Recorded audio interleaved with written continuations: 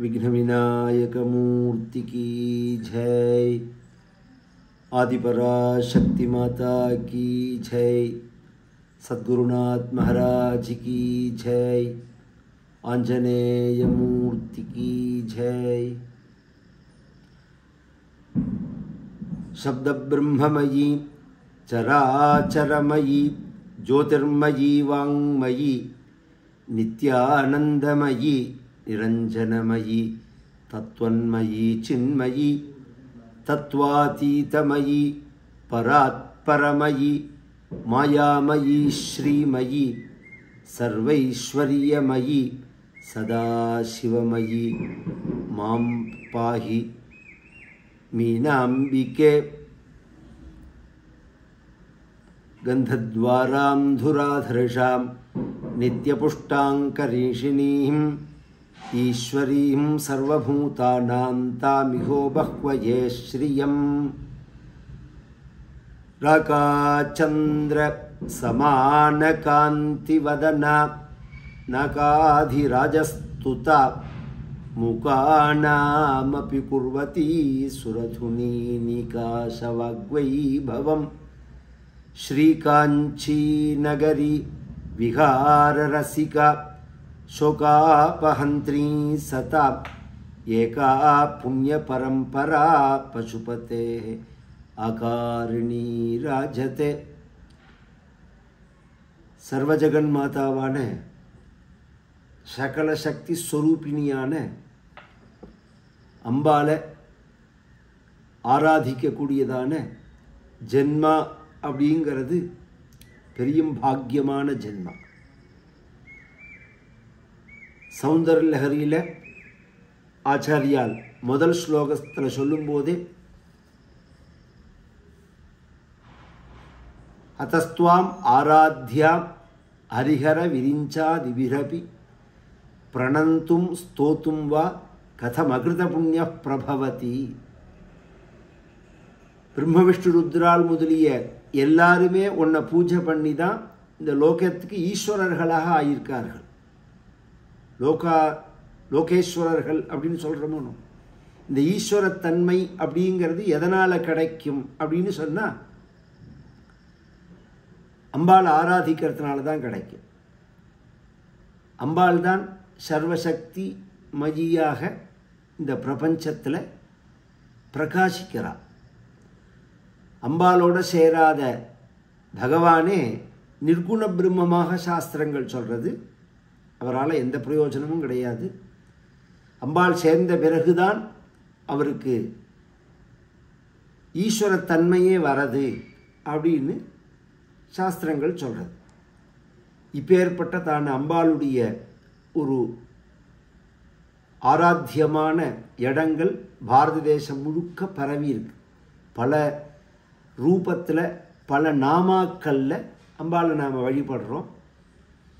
காமாட்சிங்கிறோம், மீனாட்சிங்கிறோம், விசாலாட்சி அப்படிங்கிறோம், அகிலாண்டேஸ்வரி அப்படிங்கிறோம், கற்பகாம்பாள் அப்படிங்கிறோம், காத்தியாயனி அப்படிங்கிறோம், கோமதி அப்படிங்கிறோம். இதெல்லாம் இந்த தமிழ்நாட்டில் உள்ள விசேஷமான க்ஷேத்திரங்களில் உள்ள அம்பாளுடைய நாமாக்கள். இது பாரத தேசம் முழுக்க எடுத்துட்டோம்னா பல பெயர்களில் இருக்குது, பல ஸ்தலங்கள் இருக்குது. அதுலேயும் சக்தி பீட்டம்னு இருக்குது. அப்படின்னா என்ன? 51 இடங்கள் அம்பாள் ஸ்வயமாக பிரகாசிக்கக்கூடிய, ஸ்வயம் வியக்த க்ஷேத்திரமாக ஸ்வயம் சக்தியோடு பிரகாசிக்கக்கூடிய இடங்கள். பொதுவாக ஒரு இடத்துல அம்பாளை நாம் ஆவாகனம் பண்ணி நாமோ ஒரு மகான்களோ அல்லது ஒரு மகர்ஷிகளோ ஒரு தேவதைகளோ பூஜை பண்ணுறதெல்லாம் விட உயர்வு ஸ்வயம் வியக்த க்ஷேத்திரம் அப்படிங்கிறது, ஸ்வயம்புவாக உள்ள க்ஷேத்திரங்கிறது. இந்த சக்தி பீடங்களுக்கு என்ன விசேஷம் அப்படின்னு சொன்னால், அம்பாளுடைய சரீரம் இருக்க உடம்பு, இதனுடைய பாகங்களாக 51 உறுப்புகள் விழுந்த இடம் 51 சக்தி பீடங்கள். அம்பாள் தாக்ஷாயினியாக சதியாக இருக்கும்போது சிவபெருமான தக்ஷன் நிந்த பண்ணினான்ங்கிறதுக்காக இந்த சரீரத்தை விட்டுட்டு சிவபெருமான மறுஜென்மா இன்னொரு ஜென்மா எடுத்து கல்யாணம் பண்ணிக்கணும்னு தக்ஷனுடைய யாகசாலையிலேயே தன்னுடைய சரீரத்தை தியாகம் பண்ணினாள் அம்பாள் அப்படின்னு புராணங்கள் சொல்கிறது. அப்படி சரீரத்தை தியாகம் பண்ணும்போது எப்படி பண்ணினாள் அம்பாள் அப்படின்னா, அங்கேயே யோக தியானத்தில் உட்கார்ந்துட்டு ததஸ்வபர்த்து சரணாம்புஜாசவம் ஜகத்குரோஹோ சிந்தயதி நச்சாபரம். உலகம் முழுக்க எந்த பரமேஸ்வரனுடைய சரணாரவிந்தத்தை தியானம் பண்ணுறதோ அந்த சரணாரவிந்தத்தை தன் ஹிருதயத்தில் தியானம் பண்ணி சத்ய பிரஜஜ்வால சமாதி சாக்னினா யோகாக்னியினால சரீரத்தை தியாகம் பண்ணினாள் அப்படின்னு பாகவத புராணம் சொல்கிறது.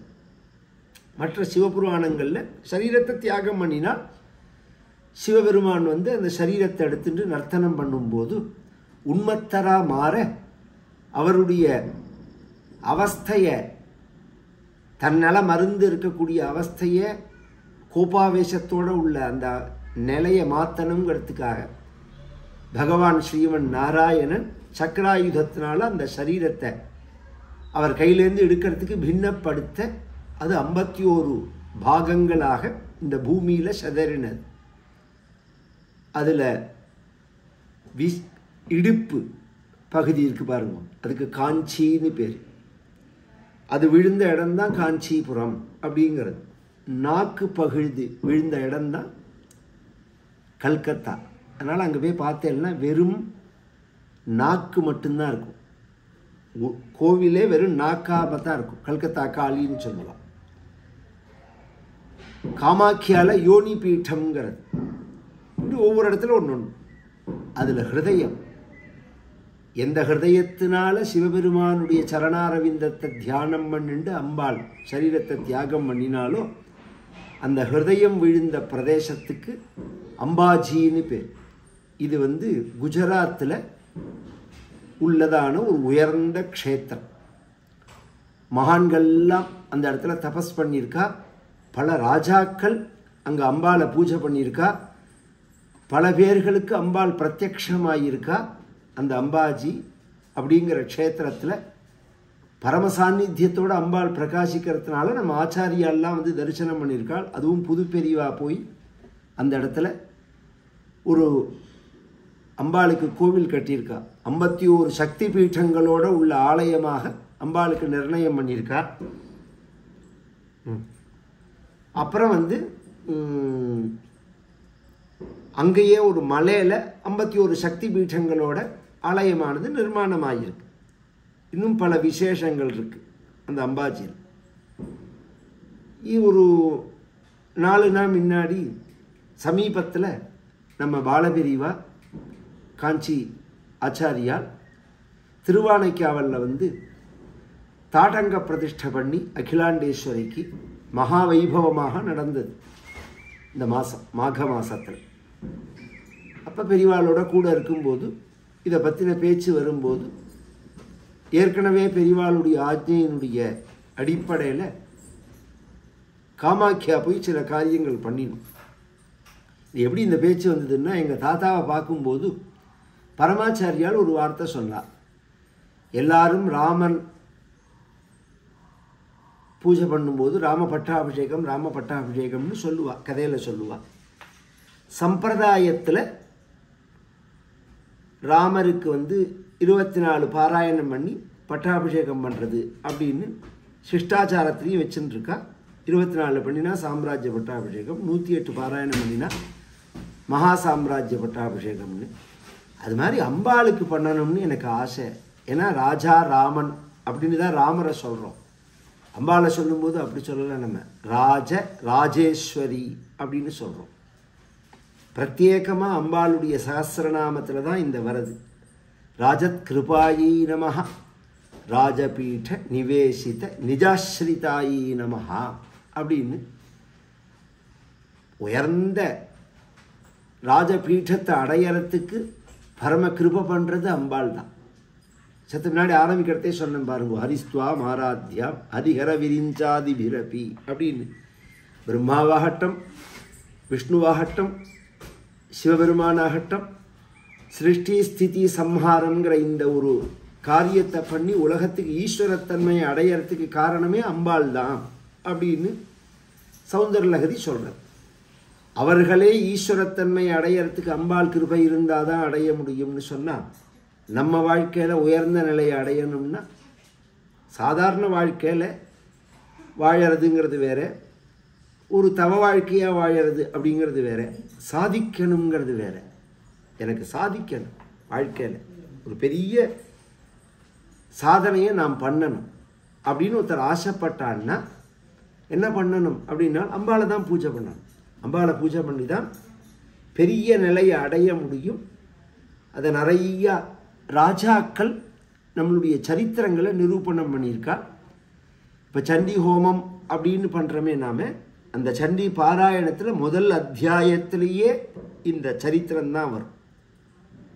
சகலத்தையும் இழந்த ஒரு ராஜா திரும்பவும் உலகத்துக்கு எப்படி ராஜாவானான் அப்படிங்கிற கதையை சொல்லும்போது அம்பாளை பூஜை பண்ணினான், அதை அடைஞ்சான் அப்படின்னு பிரதமோத்தியாய சரித்திரமே அமையறது. அந்த அம்பாளுக்கு, நம்மளை ராஜாவா பண்ணுற அம்பாளுக்கு ராஜ பட்டாபிஷேகம் பண்ணணும் அப்படின்னு ஆச்சாரியால் ஆசைப்பட, எங்கள் தாத்தாவும் இருந்த காலம் அது. புராணங்கள்லேருந்து அதுக்குள்ள பகுதிகள்லாம் எடுத்து கொடுத்து, மந்திர சாஸ்திரங்கள்லேருந்தும் எடுத்து கொடுத்து ஒரு தொகுப்பாக தயார் பண்ணி காஞ்சி காமாட்சிக்கு பண்ணினா. அப்படிங்கிற பேச்சுவார்த்தை, நீங்கள் காமாட்சியால் போய் அதை பண்ணுங்கோ அப்படின்னு ஆச்சாரியால் உத்தரவு பண்ணினால் 2022 ஒரு 9 நாள் 10 நாள் வச்சுக்கோங்களேன், ராஜராஜேஸ்வரி பட்டாபிஷேகம் நடந்தது. எப்படின்னா, தேவி பாகவதம் இருக்கு, இது 9 நாள் நவாக கிரமத்தில் பாராயணம் பண்ணணும். 9 நாளும் அம்பாளுக்கு நவாவரண பூஜை பண்ணணும். 9 நாளும் சண்டி ஹோமம் உண்டு. அதை தவிர 9 நாளும், இந்த 10 நாளும் தசமகா வித்யாவில் உள்ள சில ஹோமங்கள் மந்திரங்கள் உண்டு. சில விசேஷ அம்பாளுடைய ஹோமங்கள் உண்டு. தேவி பாகவத பிரவச்சனம் உண்டு. நித்தியப்படி சுவாசினி பூஜை. அந்த சுவாசினி பூஜையும் ஒருத்தர் தான், 2 பேர் தான், 3 பேர் தான் அப்படின்னு இல்லாமல், நான் பேசும்போதே எங்கள் ஆத்மாமியோட யார் சுமங்கலி வந்தாலும் சுவாசினி பூஜை, இது சங்கல்பம். இதில் ஒரு ஆச்சரியம் என்னென்னா, இன்ன ஜாதி அப்படின்னு பார்த்தெல்லாம் கிடையாது. ஏன்னா அம்பாள் எந்த ரூபத்தில் வருவாள்னு நமக்கு தெரியாது. அப்படின்னு சங்கல்பிச்சுட்டே ஒரு 150லேருந்து 200 புடவையை வாங்கின்னு போனோம். சொன்னால் நம்ப மாட்டேன், வந்தால் அம்பா. அதுக்கு பிரமாணம் மெட்ராஸில் இருக்கா. நவாவரண பூஜை பண்ணுற குமார்னு ஒருத்தர் இருக்கார். அன்னைக்கு முழுக்க அவர் பைத்தியம் முடிச்சா மாதிரி இருந்தார். அம்பாள் என்னை கண்ணை காமிச்சால், நானும் பார்த்தேன். அவர் ஒரு நார்த் இந்தியா பெண்ணோட ரூபத்தில் அம்பாள் உட்காந்துன்னு சுவாசினி பூஜையில் கலந்துட்டாள் அப்படின்னு அவரும் கண்ணீர் விட்டுட்டே இருந்தார். என் கண்ணை காமிக்கிறாள், காலை காமிக்கிறாள் அப்படிலாம் அழுதார். அப்படி நடந்தது, ஆச்சரியமாக நடந்தது. அப்படி ஒரு வைபவம் அது, சத்தியம் அது. அதை பற்றி பேச்சு வரத்தே பெரியவா சொன்னால், அம்பாஜியில் போய் பண்ணுங்கோ, அம்பாஜி ரொம்ப விசேஷமான க்ஷேத்திரம் அது அப்படின்னா. அந்த அம்பாஜியில் பண்ணலாம்னு ஒரு சங்கல்பம். அதுவும் ஆஷாட நவராத்திரியில் 4 வருஷத்தில் 12 மாதமுமே நவராத்திரி உண்டு, புராணங்களில் சொல்லப்பட்டிருக்கு. அதில் அனுஷ்டானத்தில் நம்ம 4 நவராத்திரியை அம்பாளை பூஜை பண்ணுறவா வச்சுருக்கா. நம்ம உலகம் முழுக்க வச்சுருக்கிறது சரண் நவராத்திரி, ஐப்பசி மாதம் வர புரட்டாசி மாதம் வர நவராத்திரியை பண்ணுறோம். அம்பாளை பூஜை பண்ணுறவா 4 வகையான நவராத்திரியில் பூஜை பண்ணுறா. ஆஷாட நவராத்திரி, சரண் நவராத்திரி, மாக நவராத்திரி, வசந்த நவராத்திரி அப்படின்னு. அதில் ஆஷாட மாதத்தில் வர நவராத்திரி ஜூன் மாதம் 26லேருந்து ஜூலை 4 வரையில் வர, அமாவாசை முடிஞ்சு மறுநாள் பிரதமையிலேருந்து இதை அங்கே பண்ணலாம் அப்படின்னு ஒரு ஆச்சாரியாலோட உத்தரவு பண்ணணும்னு சங்கல்பம். இதை பற்றின சரித்திரங்கள், இதில் மேலே விவரங்கள், இதில் எப்படி பங்கு கொள்வது எல்லாமே அடுத்தடுத்த வீடியோவில் வரும். நீங்கள் கீழே வர நம்பரில் உங்களோட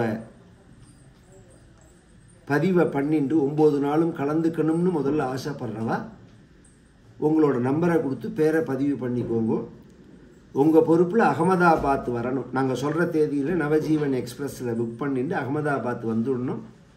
அங்கேருந்து ஒரு பஸ்ஸு வச்சு எல்லாரையும் அழிச்சுன்னு போயிடுவோங்க.